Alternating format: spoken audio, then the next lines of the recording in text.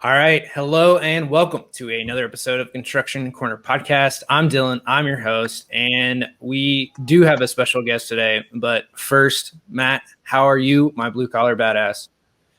I'm doing good. Good to be here. It's been a crazy busy week, and I'm having some technology problems. So if my audio sucks, I apologize in advance.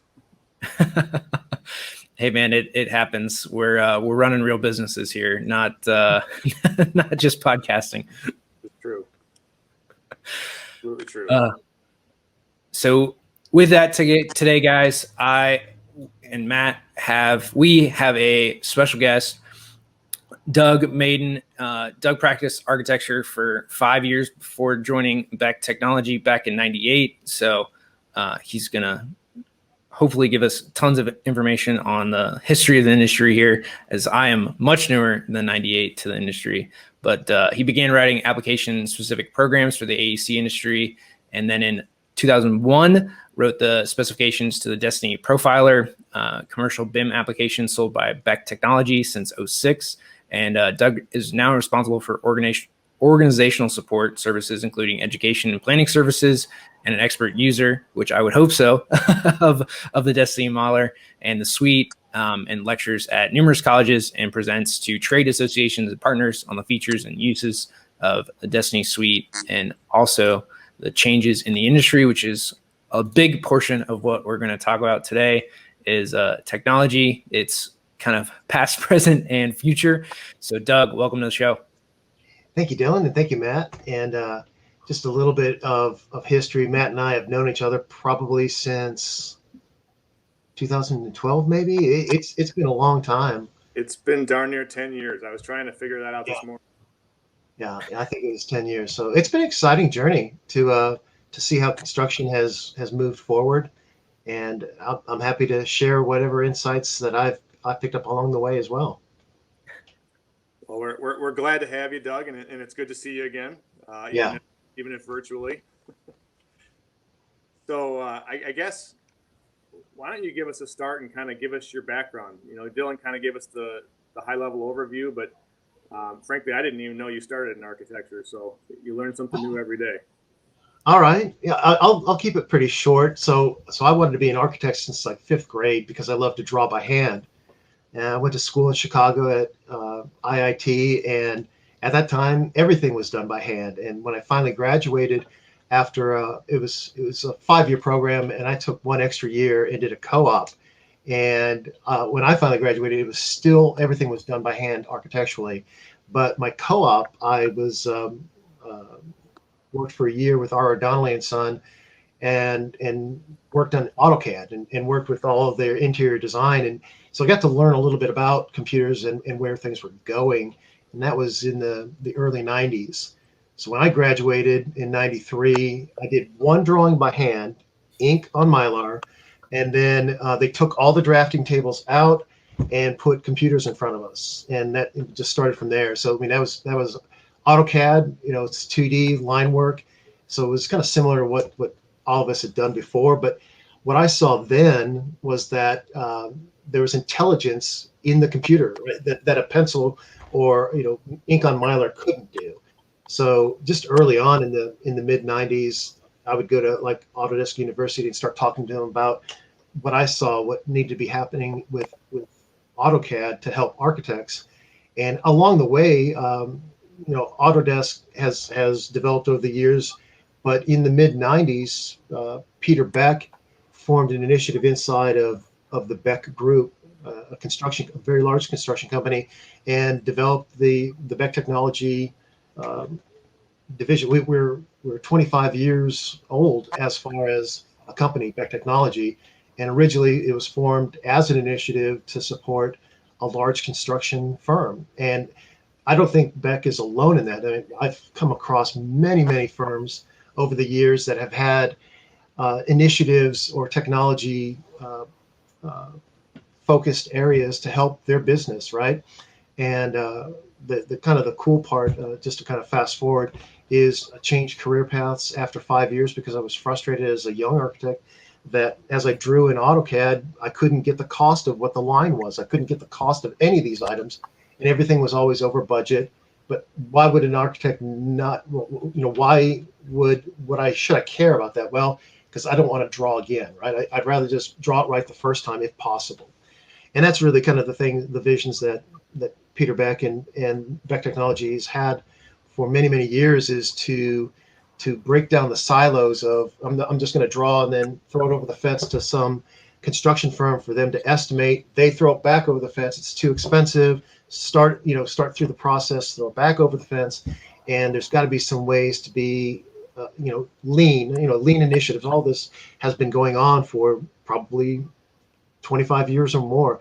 I mean, just the evolution of coming from paper into the computer system on architecture. The same thing happened in construction as well, right? Like, used to be slide rules, and then it went to TI calculators, and then finally when it got to computers, maybe it was Excel or Lotus 1-2-3 and then Excel. Like, it has these logical progressions. But I think all of the industry, and I see it more so with construction than architecture at the moment, is that construction is thinking about these lean initiatives in ways to repurpose their data so that it doesn't just have these siloed pieces of information that can never be shared across disciplines or with even inside of a construction company. So I think, Matt, you and Dylan, young and energetic and embrace technology. A lot of the construction companies embrace it now, I think, very well. And they either have initiatives like what Beck Technology has been, or they have folks inside incubating the ideas that can be successful. And that's happened not only from the software side, but also when you think about out in the field and how BIM and total stations and even drones, like all kinds of hardware technology, is helping the industry as a whole. And that's what I think what I've seen over 25 years of doing this, both in architecture and then now as a technologist, is we're looking to figure out a way to streamline the process and share the data. There are things that are intellectual property, obviously, that you can't really expose externally, but there's quite a bit of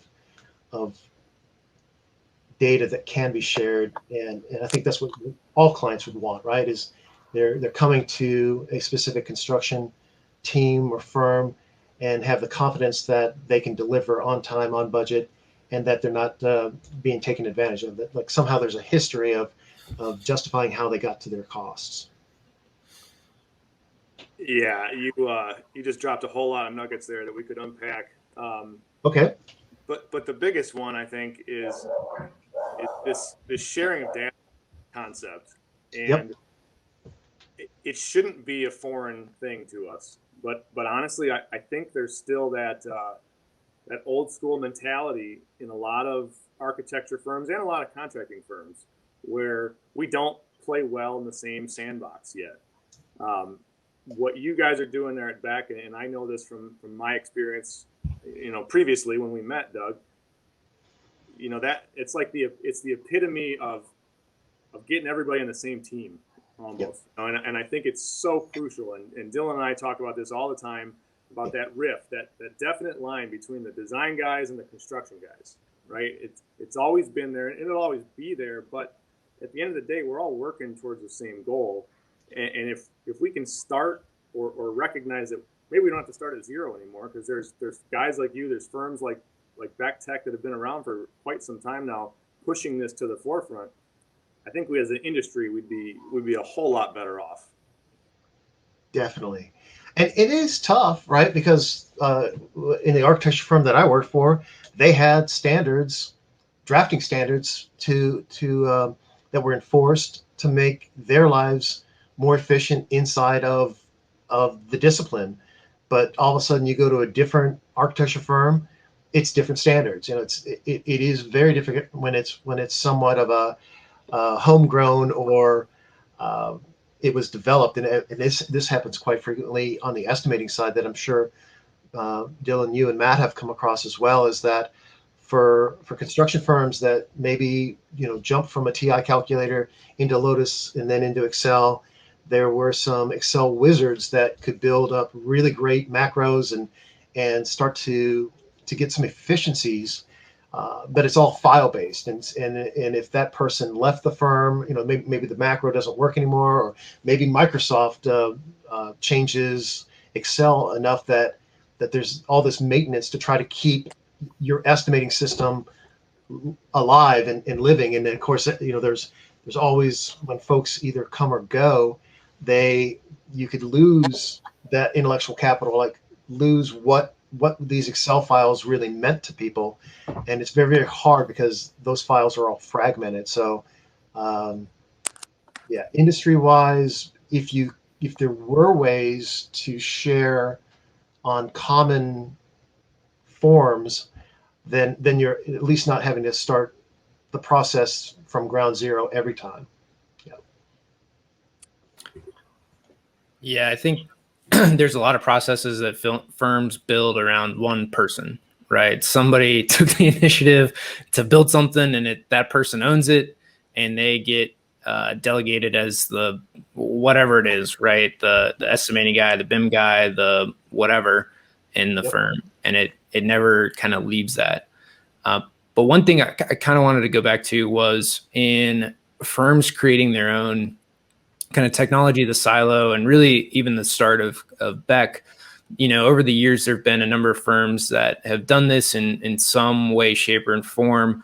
And really, it's few and far between. Like SOM back in late 90s, early 2000s had their own like Revit 3D engine that they spent, millions of dollars on. And there's been a few other construction companies that have done, some of these tech incubators.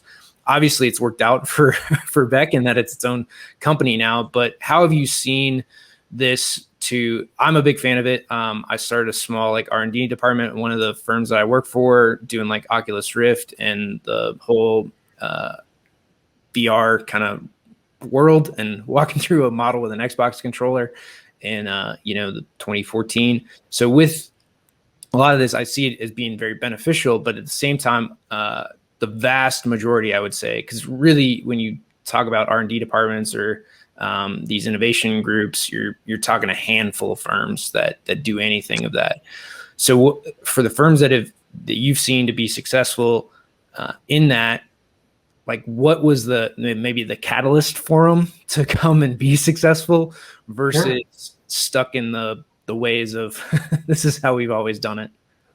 Yeah, that's a really great one because that's kind of pivoting into kind of what do I see as a future, and maybe my crystal ball is as fuzzy as anyone else's. But the biggest challenge that I have seen over the years, especially if you're doing your own homegrown stuff, is that unless you have vast resources or deep ways of understanding the technology, you're going to be using off the shelf products, right? You're going to either use Excel or maybe using a Beck technology application, like you're using off the shelf stuff. Now, it just depends upon when the technology was developed as to how interoperable or relatable it is to other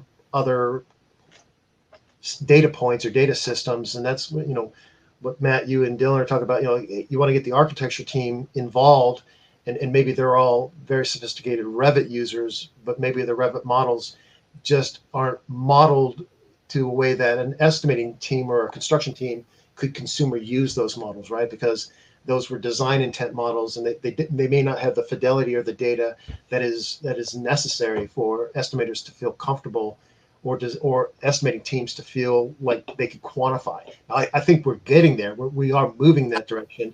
And ultimately, one of the things that makes this really powerful for everyone is, rather than file-based systems, you need to go with cloud-based or server or database-driven systems, because database-driven systems have a really powerful way of maintaining consistency in the data, and of course translating the data. And when you can do that, then whether one firm, as I was talking about with an architecture firm, certain pen weights were based upon color. If you have a way of translating that type of data into somebody else's source, then you can utilize it. It doesn't just die on the vine as a point in time, and it has to be reconstructed or rebuilt in the next one. And so I think long term, for all, for the construction industry as a whole, need to think about integration, what areas can be integrated for efficiencies. How can you find common standards or common ground? And if you can't find the common ground, do you have some way of translating the data so what's in one source has some sort of equivalent in the other source? So that's probably a direction to be thinking about in the future. Is it start to go away from kind of flat files and work in an environment, a collaboration environment, minimum collaboration. And if you could find integration where the tools are ubiquitous and talking to one another, then you're miles ahead. Yeah, in there, I mean, there's definitely a lot in there, and I don't necessarily disagree with it. The thing that has always been the sticking point, and until we kind of iron out some contracts, I don't know how it becomes beneficial, right? To like a design firm or even a construction firm. So if a design firm changes everything that they do to easily throw it over the fence, right? So they invest all this time and money, and it might make it easier on their construction partners. So now the construction firm benefits from all the work that the architecture firm did, right? And I think there's some of that hesitancy, right, in a big investment to where it doesn't necessarily pay back to the design firm, which is also why you're seeing more design build come up, because now a construction firm can see the benefit directly to their bottom line. To one, they they absorb the fee of design, and they can streamline their construction process. So without, I think, contracts or owners being, I think, more savvy is the other thing in here that a lot of people miss out on. Is an owner just wants a building. They don't care how it gets done. Just, I need a hospital, like make it happen.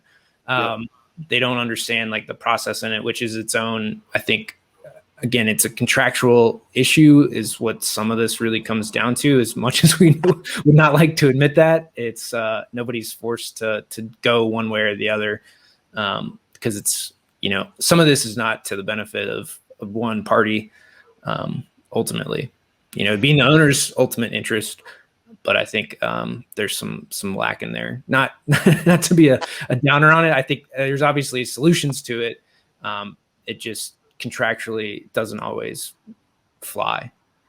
You're spot on that. I mean, it is very hard to if you're not contractually obligated, it's very hard to try to lean in towards the center and provide maybe a little bit of work on this side, though I'm not contractually obligated to do it. May help people downstream. I think one thing that I have seen, it's not prevalent yet, but very techie or forward-thinking owners asking for collaboration and integration helps kind of process of, well, let's look at what the contracts need to be so that data can be shared. Like they're kind of, you can try to do it as many, probably all three of us have tried to move initiatives forward inside of the sphere of influence that you have, and that's great. But how does that how can your innovative ideas sometimes get really mainstream and somehow organically take off, right? And part of that is that when it comes, as you said, Dylan, hey, I'm an owner and I need a hospital built. How you get there, it really doesn't really matter to me, but I need a hospital by this time because that's their business, right? They have no interest at all about what's the design component to that and how do they do it and how they execute it. What's the construction component to that and all the other ancillary items that have to go into it as well. But I think, taking a step back, looking at a kind of a more holistic overview of the AEC industry it's a three-legged stool, right? You've got an owner that needs a product. You've got a design firm or practitioner that knows that the design process, knows the standards and the city codes and all, like that's their discipline. And then you've got the construction team that is going to put it into place. I have seen, and it's been successful. It's successful with Beck. There's integrated contracts, right? The architect and the contractor are under the same contract in the same house, right? I have seen, and we worked with a couple clients that the developer or the owner has a captured architecture and construction group.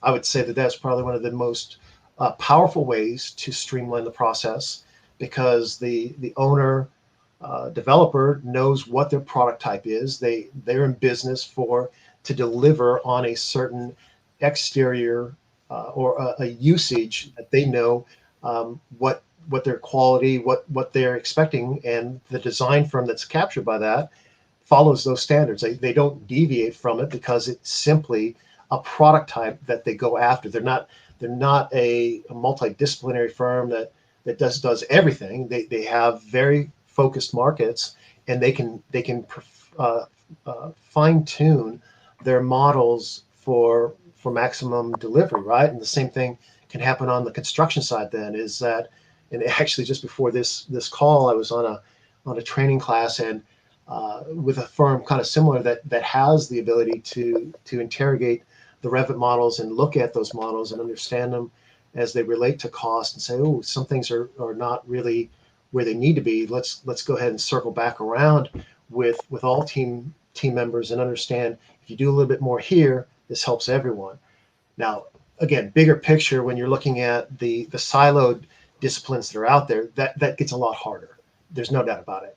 But I do think that over time, and again, my crystal ball is really fuzzy, but maybe 5 years out, that there would be some sort of consistencies that folks would kind of say, hey, this makes sense because I've been working with the construction teams or these specific owners over and over again, and they've grown it, they've innovated it or organically developed certain processes that can be highly repeatable and usable. I'm not saying that they have to be industry standards, because I think that makes it even harder if you're saying, all right, let's lay out the entire industry flat on a piece of paper. Then it becomes really hard to think about the different disciplines and what their needs are. And even if you looked at different market sectors, it becomes even more challenging to figure out, well, what's so important about a hospital as opposed to a parking structure? And are there things that are common, and are there things that are unique?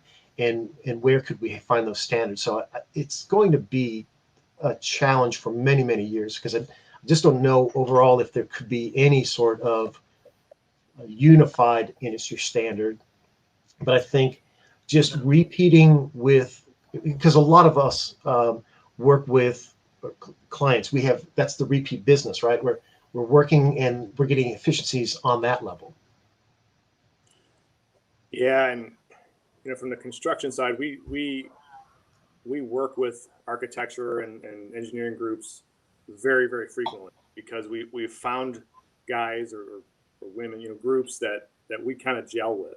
Yep. And we approach a lot of it as design build, but it's still that team environment. And I think you guys both kind of hit it in that really some of that change has to start above and beyond the three of us. It has to start at the owners and the developer level, because those folks are still going off of the old good, fast, cheap triangle, and you can only pull that triangle in so many directions and keep it equilateral. And yes, for us all to survive and to be productive and be happy, because we all still have to make a living, you have to keep those legs sort of in plane with each other. And until we get some sort of recognition that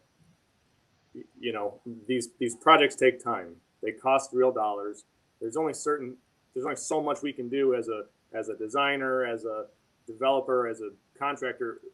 We can't make it free. We can't make it ridiculously fast. There's definite limits on this, and it's just it's an interesting conundrum because, I don't know if we ever solve it, but I think getting towards that direction is helpful, certainly. Yeah, I think the big thing that you hit on there too, both Doug and Matt, is standards, but the standards have to be driven from the owner, right? So like a hospital group, which I've worked with a few, when they have design standards, things flow a heck of a lot easier. This is what we want. This is what we're going to approve. This is how we're going to move forward. You don't do this, no go, right? It makes things very, very cut and dry. And I think that's what a lot of entities, right, owners are missing. But then again, when you look at, let's take school districts, they build the vast majority of school districts build one building every 20 years. The same people are not there for the last building as were there for this building. And a lot of like government things, it's just, you don't have the same people typically because their build cycles are 20, 25, 50 years. Where hospitals build stuff all the time. Something is always under construction in a hospital versus, a school or anything like that. Frankly, a lot of them, they're either building new ones or tearing down the old ones. That's the extent of most of those things. So and then, higher ed's a little different. They're somewhere in the middle for that. But the other thing that I want to come back to a little bit is on cost. So I totally agree to the point of an engineer and architect, as they're drawing things, they have no idea what things cost. It's not their job to know ish, right? Like in a way it is, but it's not. And what are some ways, some tactics other than, once every 6 months when a project comes to bid, they see like, well, this one's over. I don't know why, but what do we do here? But what might be some ways, in traditional BIM, right, using Revit, or I say traditional, the last 5 years of BIM, but like what might be some ways for the design team to try to understand costs a little better in their designing? Obviously, on the construction side, estimators are in the numbers, day in, day out. The construction team is really dealing with the hard costs of things on a daily basis, where the design team sees it, at SD, DD, and CD review and VE, right? Phase 4. So what might be some tactics for everybody out there really to kind of understand costs at a little better level? That's a great one. Dylan,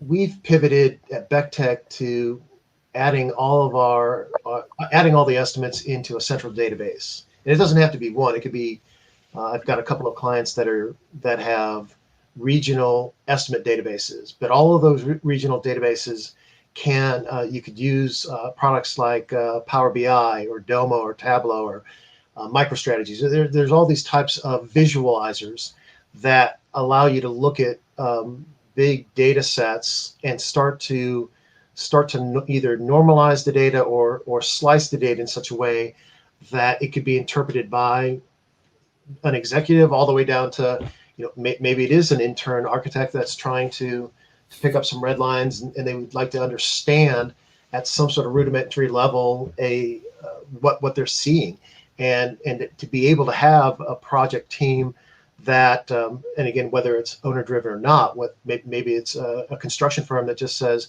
they want to lean in and provide some data to the design firm that, hey, here's a dashboard of the past 5 projects that we've done with you. I mean, again, if it's a highly repeatable relationship, like I know that Matt has done in some of his ventures, that you can start to have those deeper conversations about, hey, you're kind of starting to get to a threshold, so let's try to figure out how to solve without going over, right? So I think visualizers, BI applications are a good way to do that, because those are pretty agnostic, right? That you're only just pointing to a data source and then deciding how you want to present that data source. And that's probably something that for Matt and Dylan and others, is if you're not exploring that kind of BI space, I would say most firms that I've come across, their accounting group has, like, it may not be as uh, prevalent using estimates to do to source Power BI data at the moment. That's just because in many cases the data still lives in files, and it's very hard to aggregate that data or curate the data and condition the data so that it could be useful.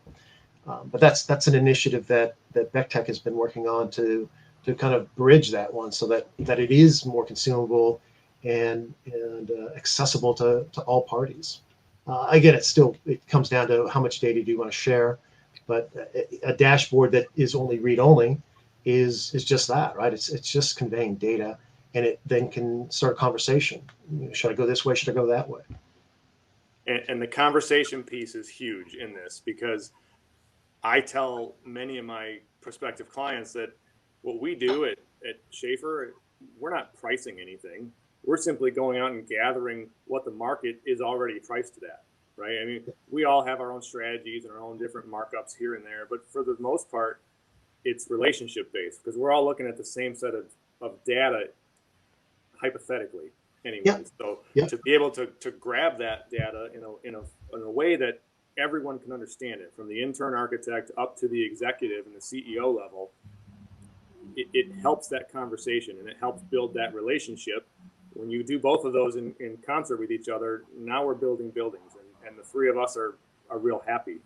It's part of that ever evolving communication, if you will. And the more data we can communicate to our clients, the better we're all at. And the more data that the designers can communicate to me, the better we're at it. And it just keeps, and they're all spokes on a wheel. Exactly. I mean, and that's actually the greatest visualizer that you could have is the spokes on the wheel, right? That everyone has a role to play to support the wheel.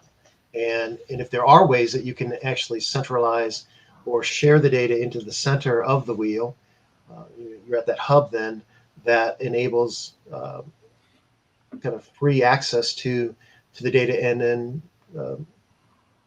either withdraw what they need or embellish it more with what they can lend to the table.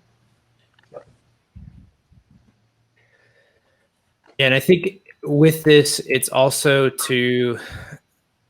time is a big piece of this, right? Do you have the right information at the right time for the right people, which is that whole communication piece.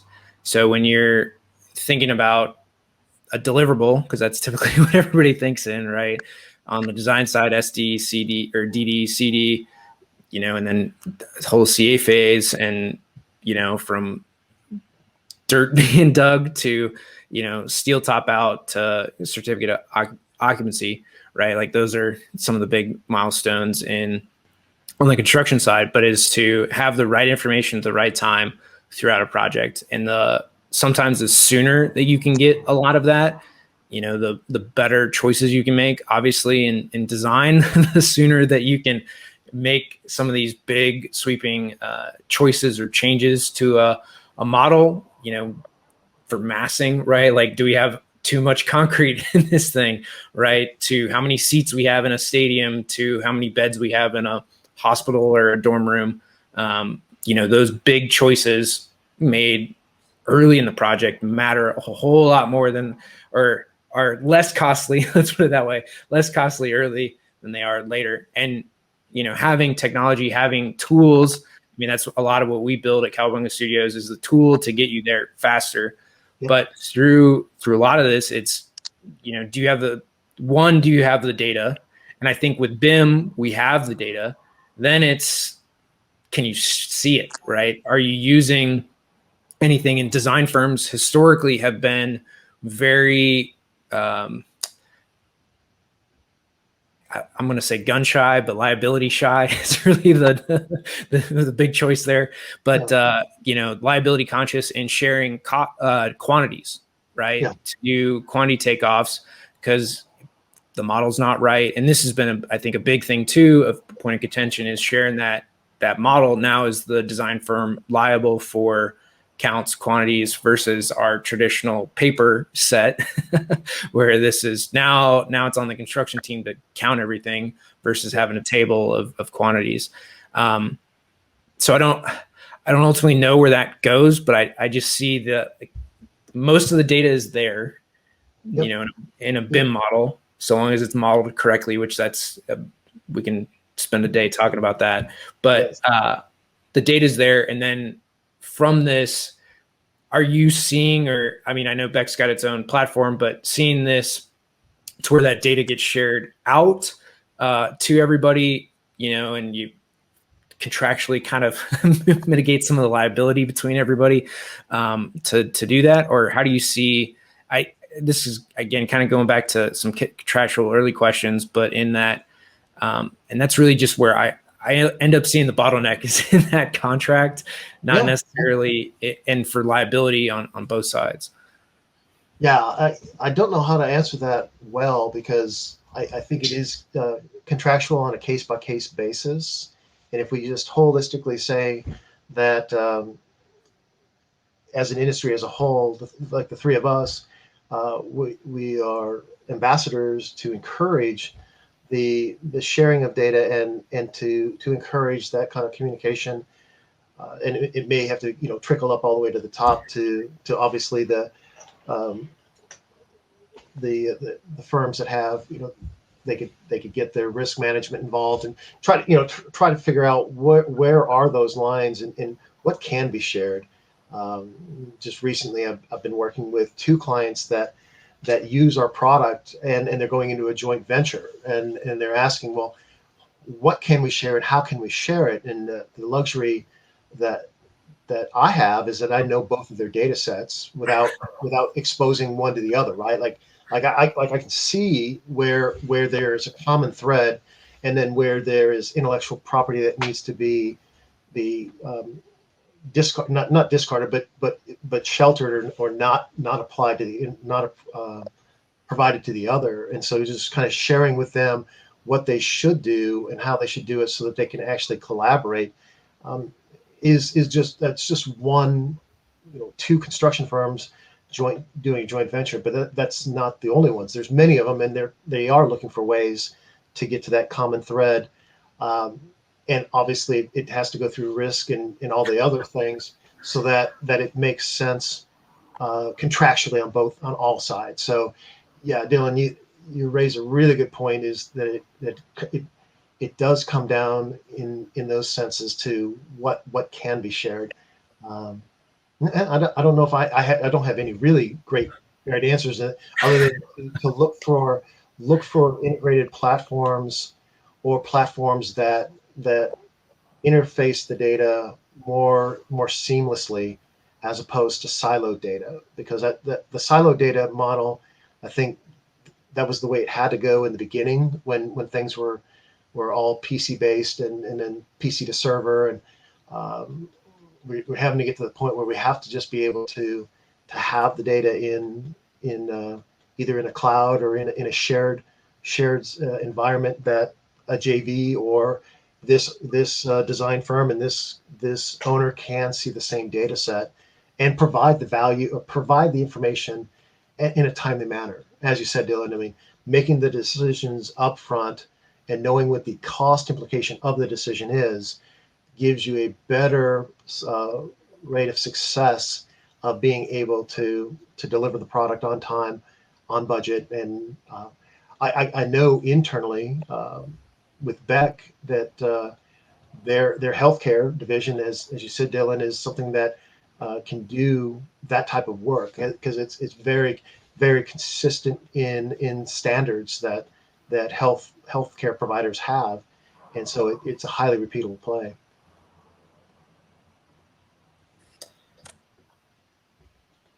I know we can go a lot of ways here. Yeah. Go ahead, Dylan.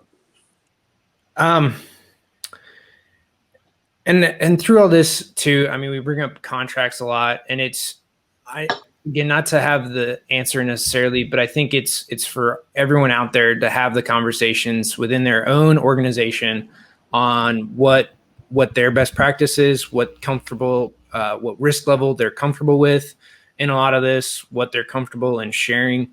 So it's really for all of you out there to bring up this within your own organization, to find ways to make it comfortable for you, with risk, with tolerances, with everything that you're going through, and not necessarily that we have the answers. There's a lot of solutions out there that you can use to help you make these decisions, but ultimately you have to be comfortable with whatever risk or liability, and your insurance agent and all that stuff are gonna get on together to move forward. And it's having that conversation with the owner, with your construction team, with the design team, right? And everybody getting on the same page, getting that done contractually. It's a little easier with like an IPD project, or in CMC. Like some of these contractual things are a little easier to share data within because everyone's under one contract. But it's to ultimately just have the conversation about information, data, sharing. Are we okay with quantities? Is that going to help takeoffs, right? Do we just give them the BIM model, and the design team or the construction team and estimating team can pull all the information out of it to then put a schedule together and add quantities quicker than anything else that they're doing? So I don't think there's one true answer, just like there's not one true answer in construction in general, but it's to have the conversation with everybody across, at least the heads of the three companies, right? Owner, contractor, and design team, and however that might be structured. You got 6 people or whatever, but to have those conversations. Definitely. And I think to have those conversations, and I've used this over many, many years, is begin with the end in mind. A Franklin Covey habit, which is like your ultimate goal, and maybe it does help then get to the point of getting everyone around the table and being willing to see if there's a way to work together, is making sure that everyone that is seated at the table is buying into the same goal. What does success look like to this project team? And as long as that type of kind of early development comes across, and it could come across from the owner, it could come across from the design team, or it could come across from the construction team. Somebody brings up, hey, have we ever thought about doing something like this, and possibly exploring in some cases, and being willing to fail, but know early on, like, well, let's explore this type of technology, and we got 3 weeks, 6 weeks to determine whether or not this would be successful for this team. Then I think it's those types of things as well. There's contracts and all the other stuff, but it's really being able to make sure that the players that are on the team are, as you said before, all pulling the same way. Like, it's not a 3-way tug of war. It should be everyone pulling the same direction, so that you have the most efficiencies on the backside. But it begins with that end in mind. Like, this is the primary goal. If it's not that, and sometimes everyone has their own reason to be on the team and all that. I think having some tension on a team, I've seen that be very successful. But I think you have to have the respect of each discipline to understand. I don't have to know how to design, or I don't have to be an expert cost estimator, or I don't really have to understand the product type that I'm trying to deliver. But it does help if you could at least appreciate what does a hospital need, or what does a construction firm need, or what does the design team need, in order to have everyone pulling from the same side. Is probably more than anything, it's what you've all talked about, is the relationships, right? Technology is an enabler. It enables you to do something more, but it certainly isn't the gun to the people's head to say you will do it this way. Technology can't do that. You can either choose to use it or not do it, right? I mean, it's the the old adage of lead the horse to the water. I mean, ultimately, technology is only leading you there. You as a group have to decide what you're going to use from that, and what you can share. Again, outside of that, the risks and the contracts is just another level of thinking, but definitely, or something to definitely be cognizant of. but having Dylan, you and Matt, and multiple, I mean, I've met so many fantastic people over the years that are so energetic, so enthusiastic to solving real world problems and increasing efficiencies, making things more consistent, more centrally shared, so that it isn't well, let's just throw it over the fence and let's hope it works. I mean, that type of mentality is just so difficult to manage, because it then is just a seesaw, right? Nope, draw it again. Okay, okay, nope, draw it again. I mean, there's no value in that. You bring up another great point there. I mean, we're all problem solvers by design. That's what we all do, and it kind of segues into a question I ask a lot of our guests. And frankly, when I ask the construction guys, I know what the answer is going to be. So it's always interesting to me personally when I ask guys from either the design side or the tech side, what do you, Doug, see as the single biggest, or at least one of the largest issues facing our collective industry today? I wish you would have sent that to me beforehand so I could have chewed on it for a little while. Biggest challenge in the And industry? some of this too. So I'll give you a reprieve here so you can Okay. think on it. But is some of the challenges that might come up, and it could be from your side, right? From the design technology side, maybe it's use cases, maybe it's getting people to work together. But because ultimately what we're driving at here is we need to identify the problem first Yeah. so that we can ultimately solve it. And this is the thing, right? A lot of people will talk about problems. A lot of people will hammer on the wrong nail, but they will never get out a hammer, right? They'll point out the nail, but they will never actually hammer it in. It won't solve the problem. So, from that, what are you seeing? And then we can talk about some of the solutions, the things to help to push that thing forward. Okay. Well, just from a technologist point of view, I think, and I've been mentioning it along the way, is that having silos or having flat files is that is going to fade away at some point, because some Excel file that has a macro that does some really cool stuff, that was innovative, 25 years ago or 20 years ago, or possibly even up to 15 or 10 years ago. And it could win projects, right? It could sell a client to show that you are technically savvy and edgy, and that you could consume and reuse and repurpose data.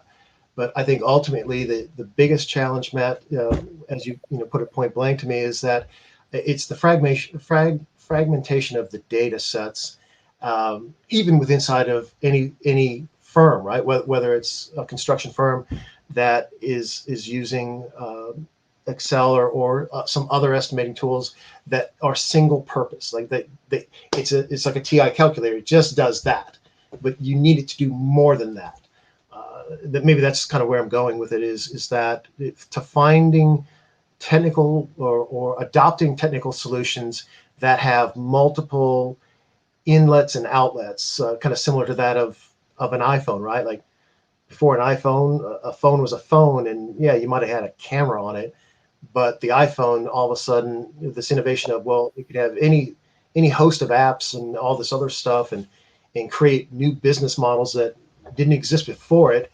And then, oh, by the way, it also has a phone and a camera. Oh, okay, that's kind of cool. I mean, it's that kind of thing. Is sometimes looking at from the construction and architecture and mostly the owner developer is thinking about, not to invent the next iPhone, but thinking about how do we come to the center and share the data set. And again, ultimately, that would mean that there somebody is willing to host the source data, whether that's, hey, a design firm is always using BIM 360 and they're posting up their models weekly or something like that, and that the construction firm is willing to point to that hub and look at it, interrogate the data, use what they can, and then come to the meetings and say, hey, we've noticed this, this, and this, or this is missing. It's that kind of open communication, but it has to come from firms that are innovative, that have folks like you guys that have been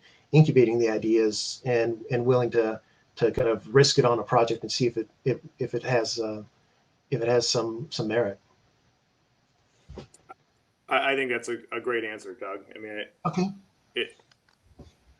It's a problem. It all comes down to communication, right? And I think, what Dylan and I are doing as an overall goal here is we're trying to fix all these problems in the industry, right? And that's why we have varied guests from different backgrounds, different professional tracks.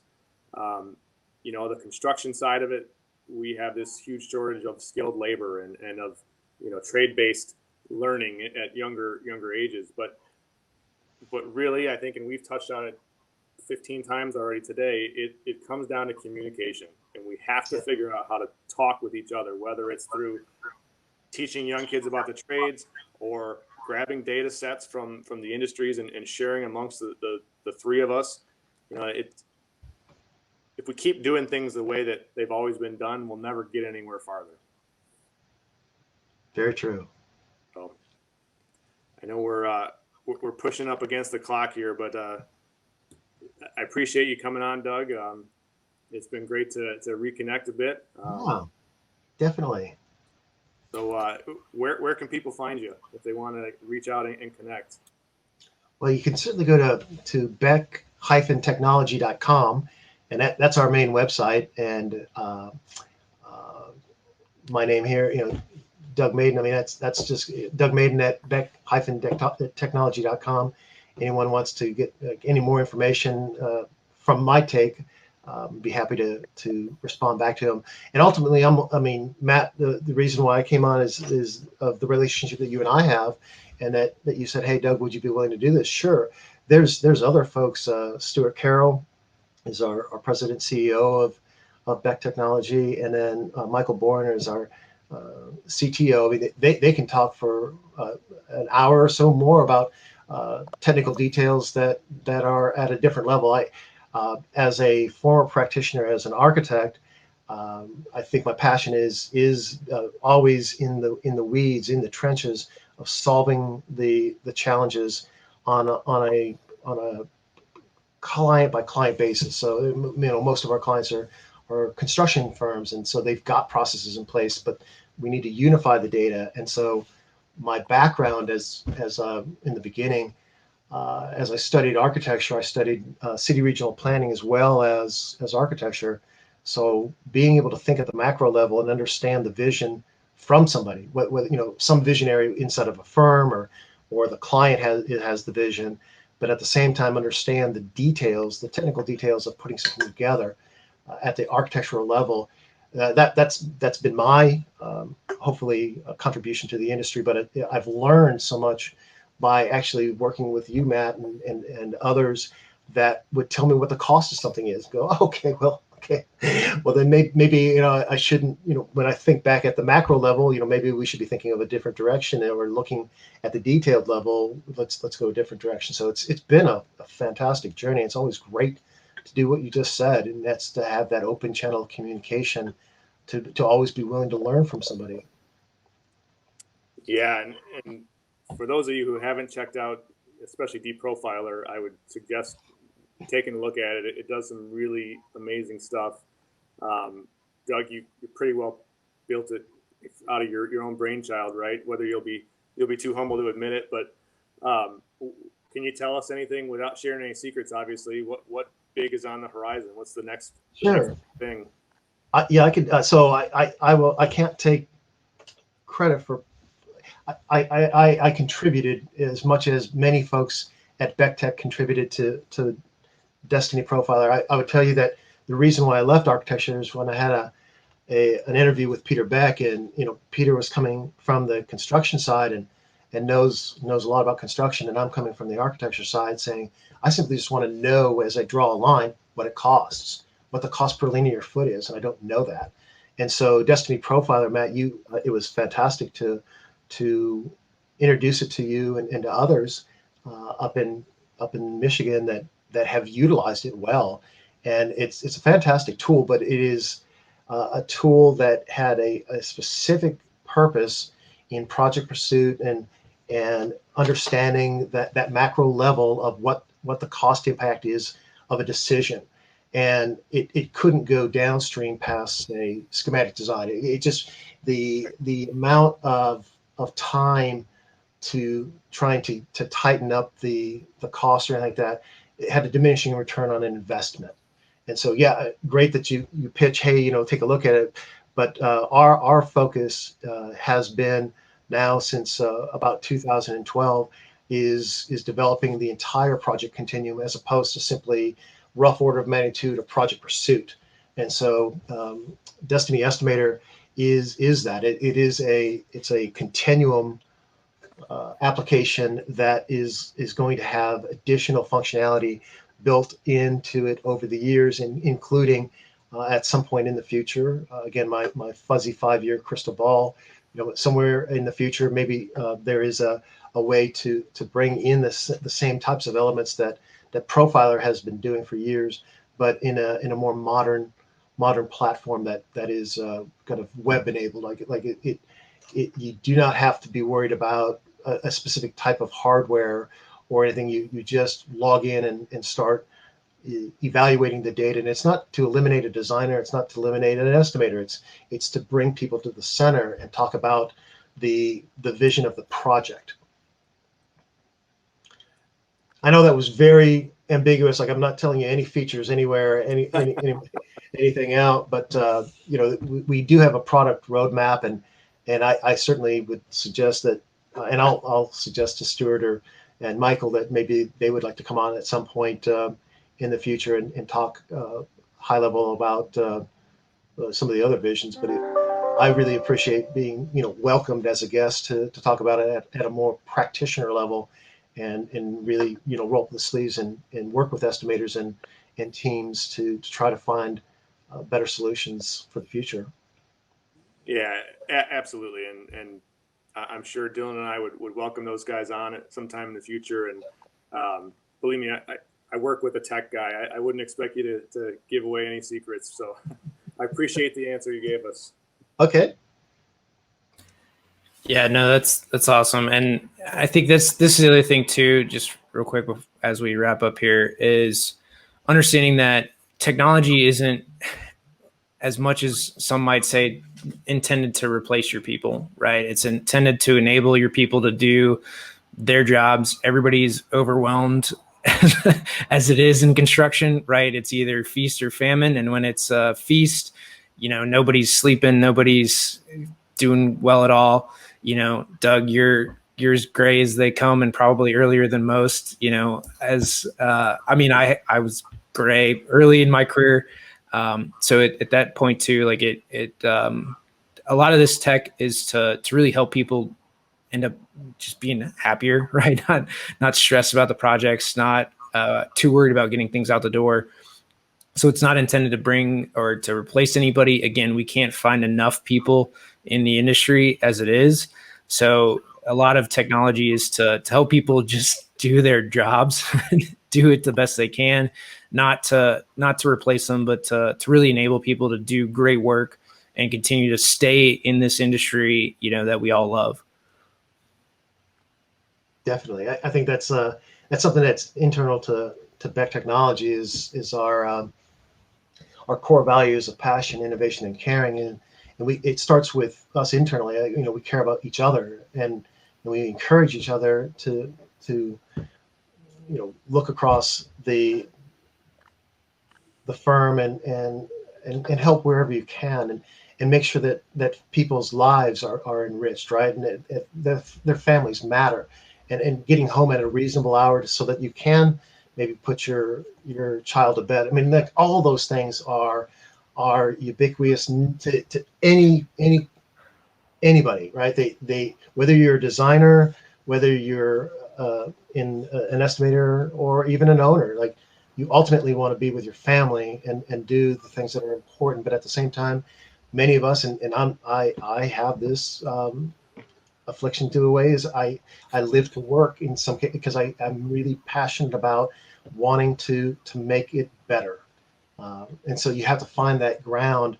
But that's what Dylan, you're so spot on, is that technology is not to put you out of business. It's to help you hopefully sleep better and have more time with friends and family. Absolutely. And guys, go check out Doug. Go follow him. We'll put all your links here in the comments below. And just again to recap, I mean, it's about communication. It's about having open, honest conversations, with everybody up and down the chain, across, to really allow you to make better decisions sooner. Not necessarily more decisions, but better decisions with better information sooner in the process, in the project, to communicate effectively, confidently across the project. And technology, whether that's Beck or ours or somebody else's, it's the way to get out there to show that, hey, this is why we made a decision, how we got here, and how we're all going to move forward. So thank you, Doug, so much for coming on and sharing your story. Matt and I both really appreciate it. And guys, until next time, that's this episode of the Construction Corner Podcast. Thank you.